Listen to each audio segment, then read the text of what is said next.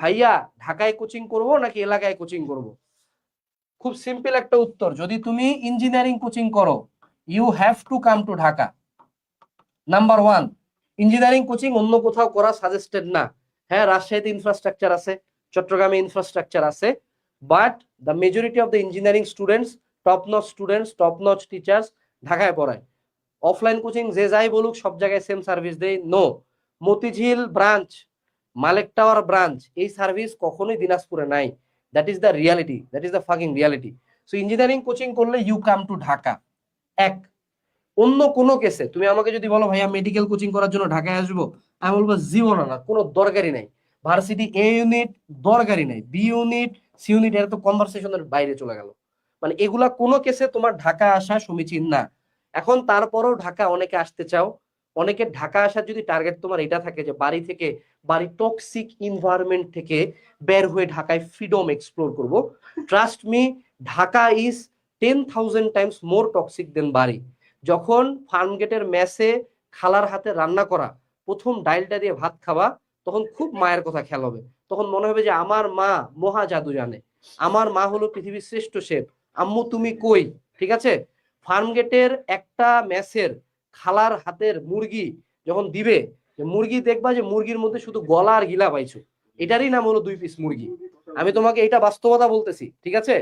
The living conditions আর utter fucking bullshit. হ্যাঁ, good living কন্ডিশনে থাকা যায়, ইউ নিড টু হ্যাভ মানি।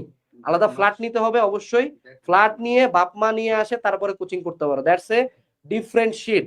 কিন্তু মেজরিটি পোলাপান ঢাকায় এসে উঠো মেসে, মেসে বাজে living condition. So just to explore your freedom ঢাকায় আইসো না। তোমার ঢাকায় অনেকে আসতে বলবে, রিজন কি? কিছু ফার্ম গেটের ভাইয়া আছে যাদের এই 3-4 মাসেই কামাই হয়, এরা আসতে কয় যে ঢাকায় আসো কোচিং করতে, যাতে ওর ব্যাচে তোমাকে আরেকবার মুরগা বানাইতে পারে। এখন এর থেকে যুগ, অনলাইনে সব আছে, অনলাইনে আমাকেও কোর্স আছে, বই আছে, সব আছে ভাই, অনলাইনে সব অ্যাভেলেবল। Don't do that. এখন আসি যে ঢাকায় যে তুমি আসতে যাচ্ছ, আমি ঢাকার সুবিধা অসুবিধা নিয়ে কথা বলি। সুবিধা নাম্বার ওয়ান, বেস্ট টিচার্স। এটা ট্রু, ঢাকায় অফলাইনের বেস্ট টিচার্সদেরকে পাবা। লক করে দিত, ঢাকার অফলাইনের বেস্ট টিচার্সদেরকে পাবা, ঠিক আছে? হ্যাঁ, তারপরে ঢাকার সুবিধা কি? বেস্ট কোচিংস তুমি পাবা। হ্যাঁ, আরেকটা কি পাবা? বই অনেক ইজিলি অ্যাভেলেবল, এলাকাতে অনেক বই অ্যাভেলেবল থাকবে না। আরেকটা কি? সেটা হলো কম্পিটিশন লেভেল। তুমি যখন তেজগাঁও কলেজে উইকলি দিতে যাবা, তোমার একটা ফিল আছে I am someone, I am competing. ঢাকার এনভায়রনমেন্টটাই তোমাকে একটা অ্যাডমিশন ফিল দিবে। এইগুলাই হলো ঢাকার মূল সুবিধা। ঢাকার অসুবিধা কি? প্রথম হলো ভাইয়া পানি। ঢাকার যে পানি, এ পানি যদি মানে টেপ থেকে খাও, তোমাকে লাল সালাম, স্যালুট, ঠিক আছে? তারপরে ডেঙ্গু এবং ম্যালেরিয়া, এমন অসংখ্য স্টুডেন্ট পাই, ডেঙ্গু ম্যালেরিয়া টাইফয়েড, এই তিনটা হলো বিগ থ্রি। ডিএমটি, এটা ড্রাগসটা না, এটা হলো এই তিনটা মেইন অসুখ যেগুলা হলো অ্যাডমিশন এক্সামিনে জীবনটা ধ্বংস করে দেয়।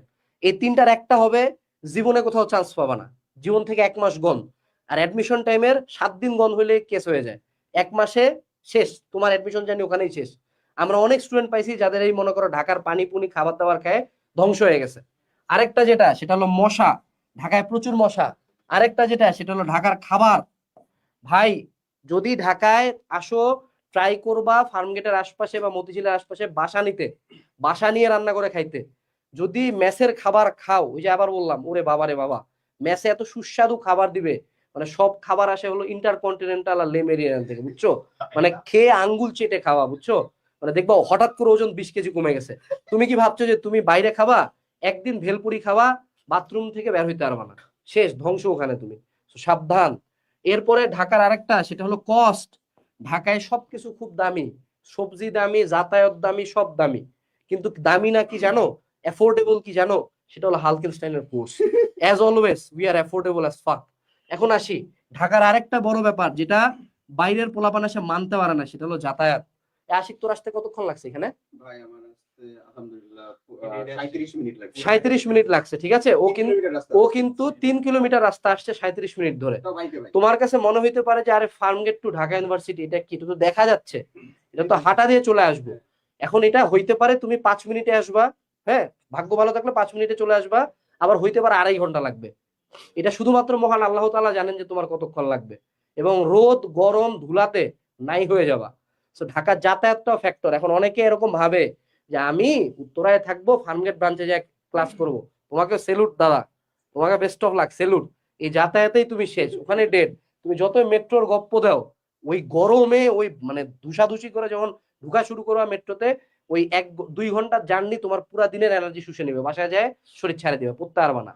তো বেস্ট ডিসিশন উঠবি বাসায় থাকে খুব ভালো মতো মায়ের হাতের খাওয়া খায় একটা চরম লেভেলে পড়াশোনা দেওয়া, অনলাইন কোর্সের লেভেলের একটা পড়াশোনা দেওয়া, আর অফলাইনে একটা জায়গায় এক্সাম দেওয়া।